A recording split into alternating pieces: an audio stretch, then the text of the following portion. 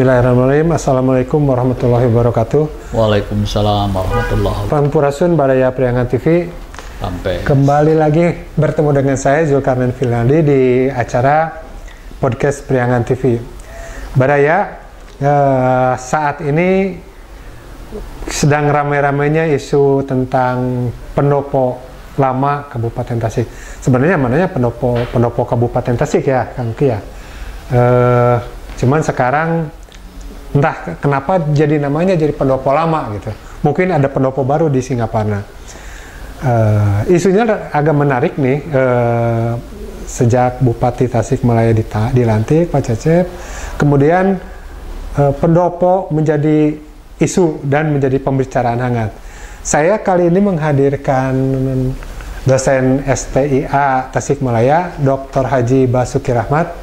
Selamat siang Pak Basuki. Wilujeng siang. Assalamualaikum warahmatullahi wabarakatuh. Waalaikumsalam warahmatullahi. Pak Basuki, saya biasanya nyebutnya Kang Uki aja ya. Ya. Saya sengaja menghadirkan Kang Uki di sini di acara podcast ini karena beliau salah satu pelaku sejarah yang mengetahui secara detail tentang serah terima aset. Nah ini kan aset ini yang kemarin udah selesai sebenarnya, kembali menjadi ramai. Isu-isunya sekarang dalam masalah pemanfaatan aset itu sendiri. Nah, yang menarik Badaya Priangan TV, ketika saya kontak Kang Uki ini bilang, itu pendopo itu sebaiknya dipakai kantor gubernur aja, KDM. Jadi KDM berkantor di sini kalau di Tasik, ini di pendopo ini kalau ke Tasik. Nah ini agak menarik nih. Ide itu kita ngobrol-ngobrol sejarah bagaimana penyerahan aset dan kenapa Kang Uki tiba-tiba aja melontarkan seperti itu. Bisa diceritakan Kang Uki gimana itu? Baik, terima kasih para pemirsa semua gitu ya. Memang seperti apa didaur ulang gitu ya. Didaur ulang ya. Pembahasan terkait dengan pendopo khususnya gitu ya, atau mungkin aset pada umumnya gitu ya. Tapi saya ingin menegaskan dalam kesempatan ini begitu ya, karena saya mungkin bagian dari pelaku dalam peristiwa penyelesaian aset, karena waktu itu saya masih menjadi anggota DPRD Kabupaten Tasikmalaya. Nah kebetulan memang saya buka-buka lagi dokumen dan saya menemukan gitu ya, keputusan Bupati, kemudian keputusan DPRD Kabupaten, kemudian keputusan Wali Kota, dan keputusan DPRD Kota Tasikmalaya. Saya sebutkan saja dulu ya. Berawal dari keputusan Bupati Tasikmalaya nomor 30030 garing Cap titik 366 strip DPPKAD garing 2013 tentang penghapusan 85 aset tanah dan bangunan milik pemerintah Kabupaten Tasikmalaya dari daftar barang milik daerah Kabupaten Tasikmalaya. Itu tertanggal 31 Desember 2013. Nah, nampaknya surat Bupati ini, keputusan Bupati ini gayung bersambut dengan keputusan DPRD Kabupaten Tasikmalaya nomor 33 tahun 2013 tentang persetujuan penghapusan 85 aset tanah dan bangunan milik pemerintah Kabupaten Tasikmalaya yang akan diserahkan kepada pemerintah Kota Tasikmalaya. Nah, di sini di dalam konsiderannya sangat jelas disebutkan bahwa berdasarkan pada ketentuan pasal 14 Undang-Undang nomor 10 tahun 2001 tentang pembentukan pemerintah Kota Tasikmalaya. Ya. Jadi ini amanat undang-undang. Ya. Undang-Undang 10 tahun 2001 tentang pembentukan Kota Tasikmalaya pasal 14. Di mana di sana disebutkan bahwa seluruh aset pemerintah kabupaten kota yang pemerintah Kabupaten Tasikmalaya yang ada di wilayah Kota Tasikmalaya diserahkan kepada pemerintah Kota Tasikmalaya. Ini dipenuhi dengan keputusan tadi. Keputusan bupati dan keputusan DPRD. Ya. Nah, lalu berikutnya muncul keputusan wali kota Tasikmalaya nomor 030-36-BPKBD-2014 tentang hibah tanah dan bangunan milik pemerintah Kota Tasikmalaya kepada pemerintah Kabupaten Tasikmalaya. Ini tertanggal 9 Januari 2014. Ini ditandatangani oleh Pak Budi Budiman, wali kota. Ya. Nah, kemudian itu diikuti dengan keputusan DPRD Kota Tasikmalaya nomor 030-01-DPRD-2014 tentang persetujuan hibah barang milik pemerintah Kota Tasikmalaya kepada pemerintah Kabupaten Tasikmalaya. Ini tertanggal 9 Januari 2014. Ini ditandatangani oleh Ketua DPRD Agus Wahyudin. Nah, itu di dalam lampiran gitu yang itu disebutkan salah satunya yang 85 itu semua. Ya, 85 aset itu. Yang enggak sebagiannya. Ya, yang dari kabupaten 85. 85 diserahkan kepada kota. Ya, nah, kemudian 44 kalau tidak salah gitu ya. Di lampirannya disebutkan itu dihibahkan kepada pemerintah kabupaten. Salah satunya adalah pendopo. Alasannya minus alun-alun. Minus alun-alun. Jadi alun-alunnya tidak ikut dihibahkan kepada pemerintah kabupaten. Nah, yang saya ingat alasannya itu khusus untuk pendopo ya. Gitu ya.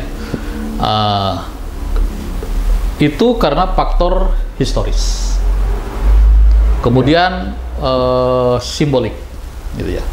Jadi faktor kesejarahan, gitu ya, bahwa memang pendopo itu menjadi simbol peralihan pemerintahan dari Sukapura ke Tasikmalaya, gitu, tahun 1901, gitu ya.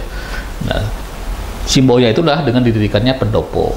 Kemudian perkembangan berikutnya adalah di tahun 2001 dibentuk pemerintahan Kota Tasikmalaya, gitu ya, sebagai pengembangan dari Kotip Tasikmalaya waktu itu. Jadi ini suatu rangkaian yang tidak bisa dipisahkan antara Kabupaten Sukapura, Kabupaten Tasikmalaya, dan Kota Tasikmalaya. Nah, simbolnya adalah pendopo. Gitu ya. Itulah mengapa pendopo, gitu ya, setelah diserahkan kepada pemerintah kota, oleh pemerintah kota dihibahkan kepada pemerintah kabupaten atas persetujuan dua belah pihak, gitu ya. Itu persetujuan DPRD, gitu ya, disetujui oleh DPRD. Nah, jadi sebenarnya dari aspek hukum, gitu, jadi aspek legalitas itu sudah selesai. Undang-Undang nomor 10 2014 itu udah dituntaskan, udah diselesaikan, udah dipenuhi. Kewajiban Pemkab menyerahkan 85 aset bangunan total semuanya, tanah. Total gitu semua diserahkan.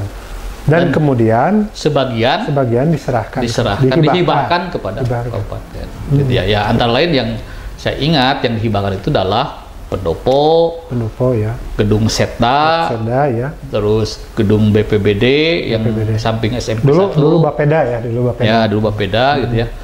Dan beberapa lagi yang terminal Cilembang gitu ya. Beberapa lah, ada 40-an lebih. 40-an lebih. Gitu. Nah, pertimbangannya khusus untuk pendopo tadi aspek historis. Historis itu yang paling ingat itu, pendopo itu historis. Makanya kemudian untuk menggambarkan itu, maka alun-alunnya tetap tidak dihibahkan. Alun-alun tetap menjadi milik pemerintah kota. Alun-alunnya gitu ya. Termasuk Dadaha dulu juga ya, Dadaha dihibahkan. Nah, Dadaha itu menjadi terpisah karena Dadaha itu akan dilakukan melalui penyerahannya itu dilakukan melalui fasilitasi pemerintah provinsi. Itu belakangan, gitu ya. Setelah difasilitasi oleh pemerintah provinsi. Kang Uki, kenapa sih selalu aja ini aset ini kan udah selesai kan? 2013 nih, berarti artinya 12 tahun yang lalu kan? Ya. 12 tahun yang lalu, artinya ini udah selesai kan? Tapi kenapa selalu muncul lagi permasalahan aset? Selalu muncul lagi, kenapa itu kira-kira? Nah, ini kan terjadi regenerasi ya. di dalam kepemimpinan di kota maupun di kabupaten, kemudian juga di birokrasi juga sudah terjadi alih generasi. Nah, mungkin problemnya adalah gitu ya, transformasi ini informasi dari ini mungkin agak ini gitu ya, jadi tidak nyampe gitu ya, atau mungkin kurang tersosialisasikan gitu ya.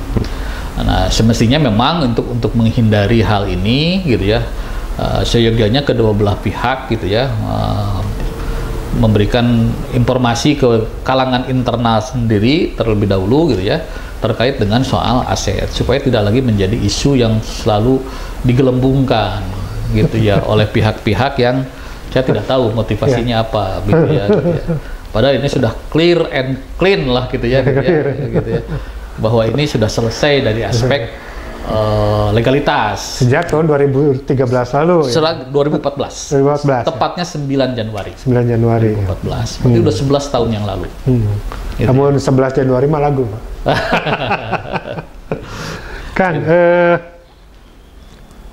kemarin kan muncul ya, Diki Chandra menginginkan katanya jadi museum, Ketua DPRD PLT juga Pak Hilman juga pengen, udah setuju jadi museum gitu kan. Terus ada juga wacana jadi industri kreatif gitu kan, wahana edukatif seperti itu kan. Ya, ini kan kemudian beralih isunya gitu ya, karena soal legalitas sudah selesai ke soal fungsional, bagaimana memfungsikan aset-aset tersebut. Ya, saya sendiri termasuk yang sepakat bahwa itu harus dilakukan optimalisasi penggunaan aset-aset itu, gitu ya. Jangan sampai menjadi aset yang tidak kurang bermanfaat, gitu ya. Nah, terkait khusus dengan pendopo, gitu ya. Tadi kan kita baca aspek historisnya, gitu ya. Jadi pendopo itu kan rumah dinas bupati sejak lama, gitu ya. Cuma mungkin karena arsitektur zaman dulu itu selalu di depan rumah dinas itu ada ya yang disebut pendopo itu. Istilah pendopo itu kan bangunan depan gitu ya, joglo itu joglo itu kan itu tipikal hampir semua bangunan pemerintahan di Pulau Jawa itu selalu begitu gitu ya, ada pendopo gitu ya. Nah, biasanya pendopo itu digunakan oleh bupati untuk mengadakan rapat-rapat dinas gitu ya. Kalau zaman dulu zaman Bupati Wiratanuningrat. Iya, sejak zaman dulu itu digunakan untuk rapat-rapat dinas, mengumpulkan para pihak. Kalau bupati misalnya akan bermusyawarah, itu dokumen sejarahnya, foto-fotonya saya lihat begitu, gitu ya. Termasuk zaman Hindia Belanda, gitu ya. Sampai rapat-rapat bupati Sepriangan Timur itu di pendopo, ya. Kemudian juga ya digunakan untuk ya pementasan gitu kan. Kalau ada acara-acara besar atau menyambut tamu gitu ya, itu digunakan untuk acara-acara seperti itu gitu ya. Nah, kalau memang sekarang ada kerinduan untuk melakukan hal itu, sepertinya saya kira tidak ada salahnya gitu ya. Tapi yang jelas ya, fungsi utamanya itu adalah rumah dinas. Fungsi utama rumah dinas itu kan saya lihat juga di dalam barang inventarisnya itu adalah di situ tertulis rumah dinas. Klausulnya rumah dinas gitu ya. Nah, itu jangan karena memang sejarahnya dulu memang rumah dinas. Jadi fungsinya jadi kalau misalnya sekarang mau ada perluasan fungsi, saya kira tidak ada masalah.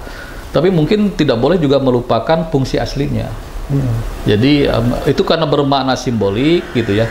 Nah, karena begini gitu ya. Kalau kita pernah misalnya kita di pusat juga kan ada Istana Negara, ada Istana Bogor, ada Istana Cipanas. Itu kan pemerintah itu zaman Pak Harto itu dia berkantor di Istana Negara, tapi rumah dia tinggalnya kan di Cendana gitu ya. Hanya Gus Dur ya yang tinggal di istana gitu ya, berkantor dan tinggal di istana. SBY Cikeas gitu ya. Terus kemudian Jokowi kan lebih banyak bertempat tinggal di Istana Bogor gitu ya. Nah, jadi itu soal penggunaan itu tergantung kepada kepala pemimpin waktu pemimpinan waktu itu. Tapi kan tidak menghilangkan ini. Ketika misalnya dulu Pak Harto banyak tinggal di Cendana misalnya tempat tinggal, tapi kan tetap saja itu berfungsi sebagai pusat kegiatan pemerintahan gitu ya. Begitupun ketika Pak SBY dan Pak Jokowi gitu ya. Nah ini kalau kita segini juga kan dulu zaman terakhir Pak Tatang, Pak Sulyana, Pak Adang Rusman itu memang full kegiatan pemerintahan dan rumah tinggal di situ gitu ya. Mungkin sejak Pak UU karena memang ada perpindahan ke Singaparna gitu ya, sudah mulai ada perubahan fungsi gitu ya. Tapi kan tetap tidak menghilangkan simboliknya gitu ya. Sampai kemudian terakhir Bupati Pak Ade ya kembali menempati pendopo sebagai rumah tinggalnya gitu ya. Nah sekarang ya Bupati Pak Cecep gitu ya, apakah dia akan menggunakan ini sebagai rumah tinggal dan kantor di Singaparna atau pendopo yang di Singaparna itu sebagai ruang kerja, itu saya kira tergantung kepada beliau. Tapi kita harus hargai bahwa itu adalah fungsinya rumah dinas gitu ya. Nah kemudian juga memang ada perkembangan menarik begitu ya. Saya mendapat informasi dan saya kemudian ini terkonfirmasi secara istilahnya mungkin A1 ya gitu ya, gitu ya, bahwa memang Pak Gubernur ini, Pak KDM ini berencana untuk berkantor di wilayah, gitu ya. Jadi dia tidak hanya desentralisasi di Gedung Pakuan di Bogor, di Bandung, tapi juga dia akan di Bogor, di Cirebon, di Purwakarta, gitu ya, termasuk juga di Priangan, gitu ya. Nah, konon kabarnya memang dia lebih menginginkan untuk wilayah Priangan, dia berkantornya di Tasik, bukan di Garut, karena mungkin lebih tengah-tengah gitu ya, gitu ya. Dan memang sempat terlontar bahwa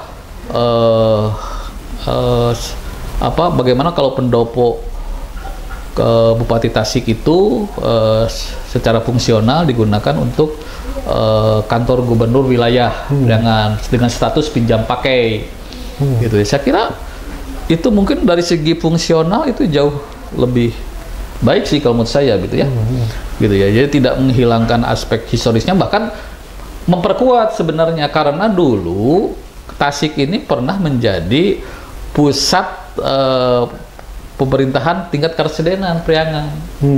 Gitu ya. Saya punya dokumentasinya, dulu residen Priangan atau disebut dengan Wedana Bupati waktu itu berkantor di Tasik, dan itu kantornya yang sekarang dijadikan sekretariat FPPI kota. Kang Uki, Wedana Bupati itu apa tuh? Ya, koordinator para bupati lah. Oh, koordinator bupati. Koordinator para bupati di wilayah Priangan. Jadi dalam sistem pemerintahan Hindia Belanda itu ada disebut dengan Wedana Bupati. Belakangan kemudian disebut Presiden, belakangan lagi kan Bakorwil. Bakorwil, gitu ya, gitu ya, Bakorwil gitu ya. Yang sekarang kan semua itu sudah ada, dihapuskan. Strukturnya dihapuskan. Nah, Pak KDM nampaknya bukan mau menghidupkan struktur itu lagi, tapi dia mah langsung gubernur. Gubernur dia ingin lebih dekat mungkin dengan rakyat, gitunya, ingin lebih komunikatif, maka ingin berkantor di wilayah.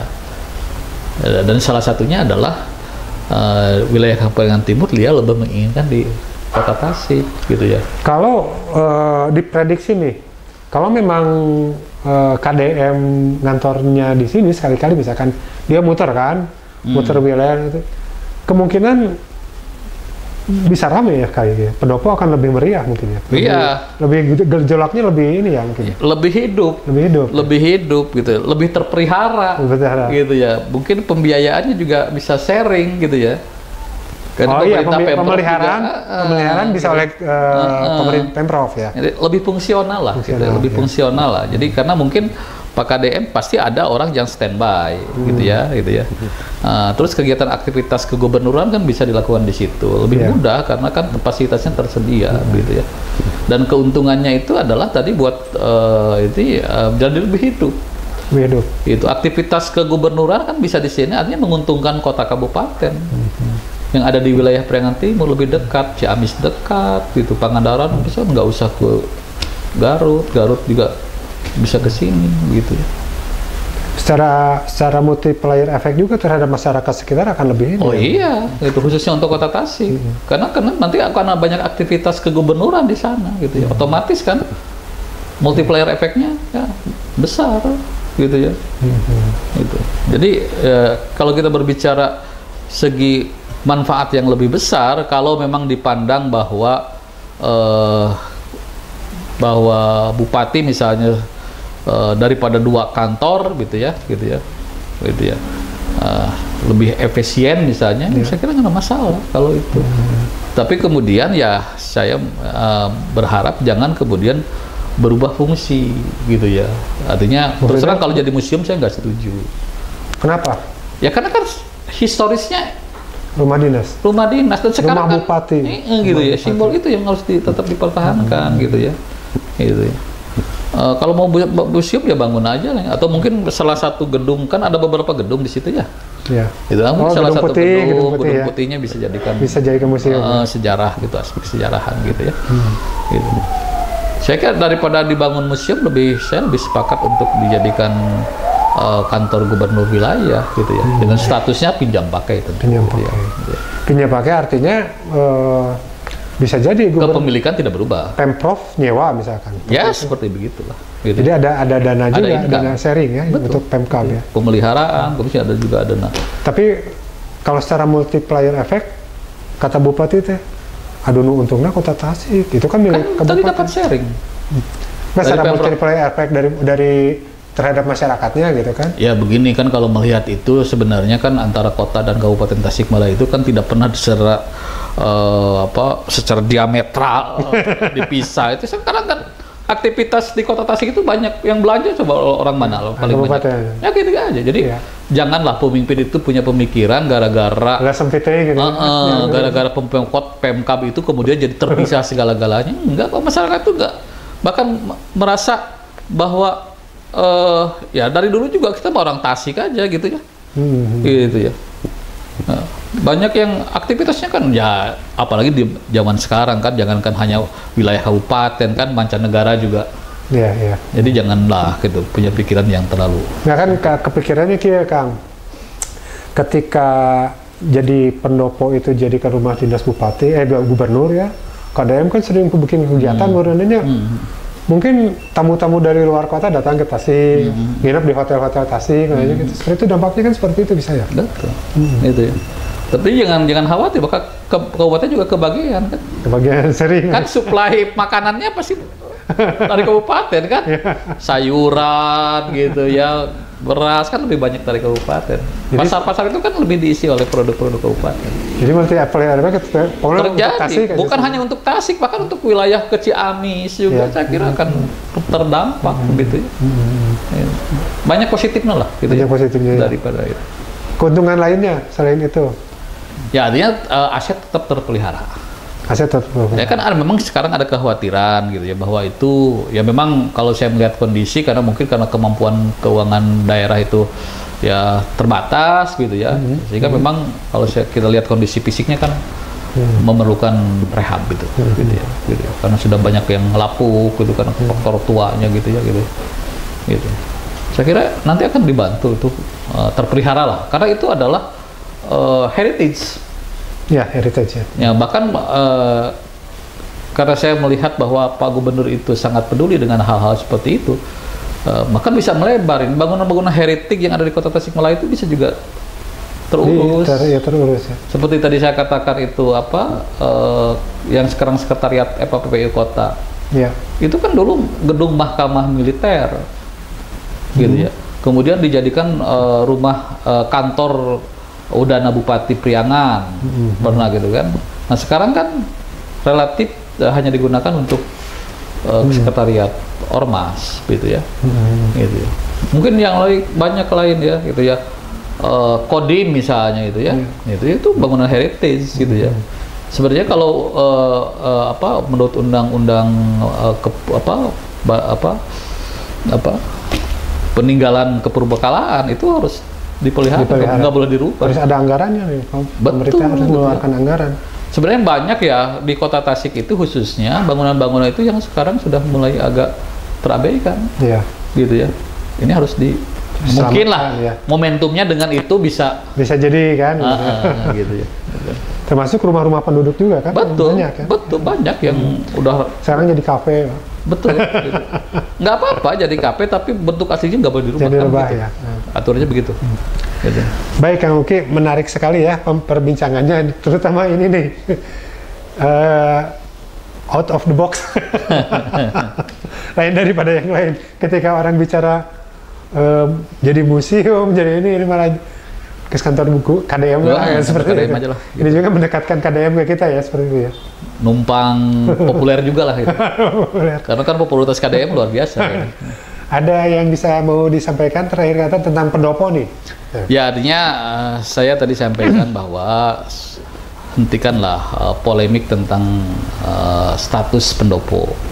Itu kan sudah selesai disepakati oleh kedua pemerintahan, begitu ya. Jangan sampai orang yang semestinya gitu ikut menjelaskan kepada publik malah ikut-ikutan seolah-olah seperti tidak tahu, begitu ya, gitu ya. Jadi kalau kita berbicara Undang-Undang Nomor 10 Tahun 2001 tentang pembentukan itu sudah clear, dipenuhi, sudah dijalankan. Tadi saya sebutkan, gitu ya. Konsiderannya jelas, gitu ya. Penyerahan bangunan, tanah dan bangunan kepada Pemkot. Namun kebaikan Pemkot menghibahkan sebagian lagi kepada pemerintah Kabupaten Tasikmalaya, semata-mata untuk menjaga harmonisasi. Nah, ini kan penting gitu ya, bahwa kita dulu bermaksud untuk membentuk pemerintahan kota dengan meninggalkan status kotip itu semata-mata untuk kemajuan dan kesejahteraan masyarakat Tasikmalaya kota maupun kabupaten. Mari kita sekarang berbicara soal fungsionalisasi daripada pendopo itu tanpa menghilangkan nilai-nilai historisnya, gitu ya, nilai-nilai simboliknya tetap, karena itu bangunan bersejarah. Saya kira gitu. Baik, Priangan TV menarik sekali. Jadi apa yang dikatakan Kang Uki ya, hentikan konflik aset seperti itu ya. Karena seluruh aset kota dari kabupaten sudah selesai. Undang-Undang Nomor 10 Tahun 2001 telah dipenuhi, telah dijalankan oleh pemerintah kabupaten. Kedepannya mari kita istilahnya Kang? Ya, lebih memfungsikan lah. Lebih memfungsikan semua aset yang ada. Semua aset yang ada. Termasuk juga soal pendopo. Sangat menarik. Terima kasih Kang Uki atas kehadirannya. Sami-sami. Semoga perbincangan ini menjadi bermanfaat. Assalamualaikum warahmatullahi wabarakatuh. Waalaikumsalam warahmatullahi wabarakatuh.